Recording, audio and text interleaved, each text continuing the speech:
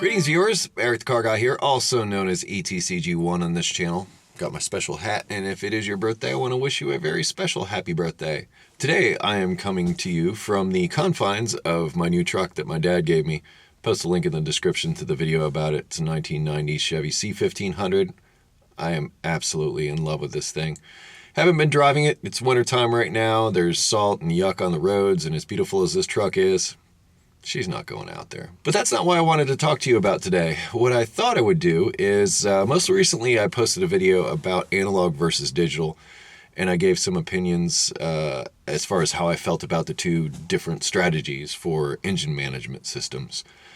And it was interesting reading through the comments to that video because there were a lot of people that were advocates of the mechanical side of things, the analog side of things, that were stating that they like the mechanical systems because they can see it, they can touch it, it's tangible. It's not something that's abstract like electricity is. Electricity you can't necessarily see. You can't really tell if it's working, just with the naked eye. I mean, of course you can with the right equipment and things, but that's kind of my point in this video. It's how mechanics learn. Reading through the comments, and I've been doing Eric the Car Guy now for about 7 years. I've gotten quite a bit of feedback over that time, and I've gotten to know, what you as the audience tend to gravitate towards or tend to feel about certain things. And I find more and more that the mechanics seem to be visual learners.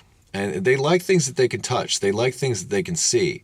And when it comes to like the abstract, like say electricity or learning computer systems and things like that, things that require more abstract thinking, I don't think that they're as comfortable in that realm. And I'm making generalizations here. I realize some people take to it like a duck to water and that kind of thing, and they're very adept at understanding those concepts and those systems. But I think by and large, a lot of us get involved in this type of thing because we might have an aptitude toward it or some kind of interest towards it. And I think, I've talked about in other videos about, how did you get started in auto repair?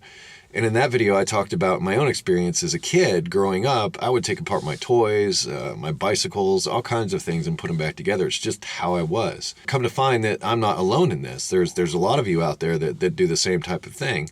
And I think that hands-on, tactile type of learning is something that stems from that kind of curiosity and that ability to, like I say, take things apart and put them back together. Very visual learners.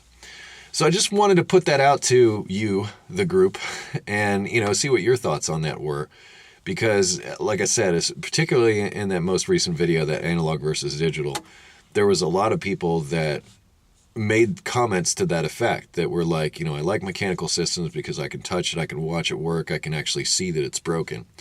Whereas electronic systems, usually require some kind of specialized equipment in order to see the problem or find the fault. I just found that to be an interesting thing, and I thought I'd put that discussion back to you and see what you, the audience, thought about that quote-unquote theory, and if you've had that experience or what your experiences are and how you go about learning things.